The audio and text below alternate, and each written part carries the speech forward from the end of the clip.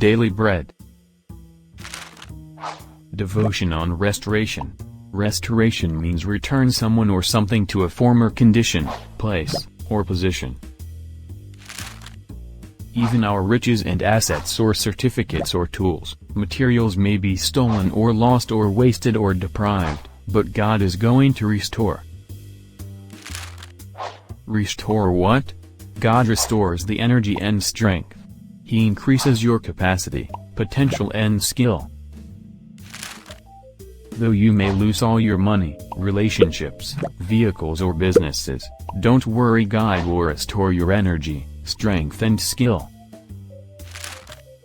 If you are still alive, it's enough for God to restore everything back to you. When he lost his strength, Samson didn't ask for any tool or any man's help or any angel to help him out, but he asked, "Sovereign Lord, remember me. Please, God, strengthen me just once more." This is written in Judges 16:28. Samson's life purpose was fulfilled. Similarly, ask God for strength to get restoration in your life. Have a great day.